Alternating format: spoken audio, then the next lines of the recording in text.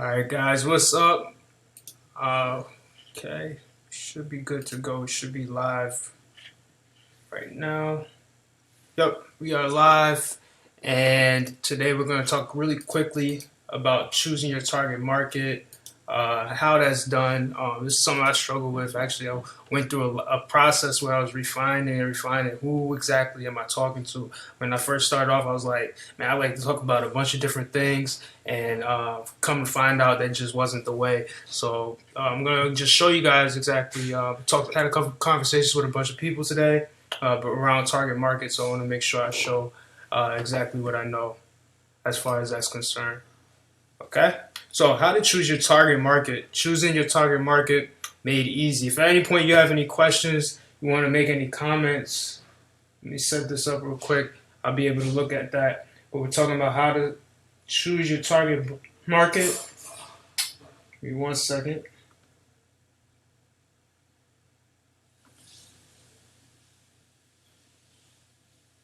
All right. 1 second. Yep, talking about how to choose your target market. Okay, so your target market. Okay, your target market is the market, and it's the right message for the right people. It's the right message for the right people. It's who you'll need to identify and who you want to attract. It's all the people that you want to bring into that you want to work with or that you want to attract in terms of the problem that you solve. Okay, and it's a common mistake to think like, hey, I want to cover everything under the sun, because really, if you're marketing to everybody, you're really not going to really be able to market to anyone, because nobody's really going to know what you're going to be doing on any given day. Okay, they're going to be attracted to a certain problem or a series set of problems that you're going to be able to solve for them. Okay, and we want to be focused on exactly who we want to target and what we want to say as far as the target market is concerned.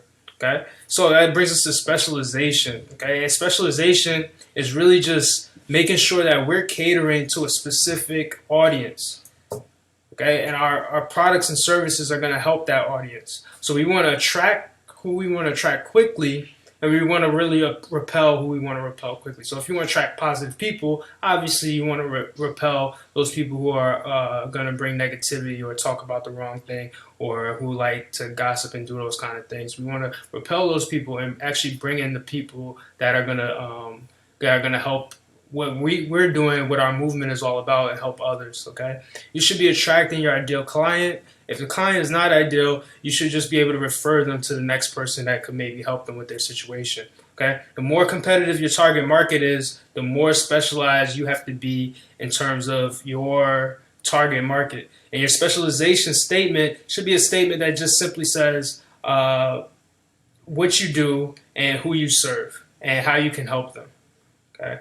Okay, and that's more of what we said. The slogan is just like who you serve and how you help them. Okay, and there's ways to get your brand out there in the community, and one is by creating valuable content. Just create actionable content that they could then go implement.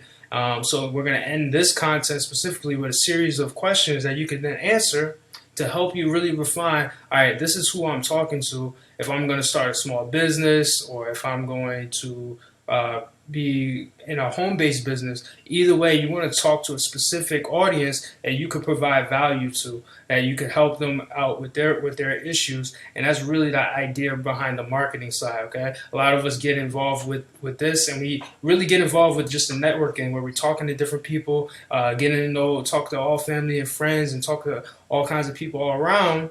But we neglect that marketing side, and really that marketing, what that's going to do is help us to give value first, give that value, and help people to be attracted to what we're doing.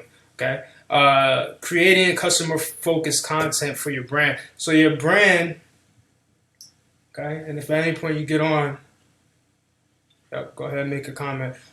Your brand should focus, your content for your brand, okay, should focus on what it should be completely immersed in exactly what your customer wants, what your customer wants to experience when they're working with you. What do you want your customer to experience? What do they want to experience? How is what you have to offer going to help them? Okay, and you want to create your content around this experience. people want to express themselves. Okay, so people want to say their opinion on stuff. People want to engage with what you're saying and all that. So information. I know me as a former school teacher, I like to just give a lot of information. I'm really focused more on the information side, but it's also important to interact with those people. So if they make a comment, I like to just talk to people and say, hey, how you doing? What's going on? And get to know people. And that's really what it's about. It's about building a relationship. Person might not necessarily do business with you, but that may be a person that then brings you into contact with the next person, and you never know.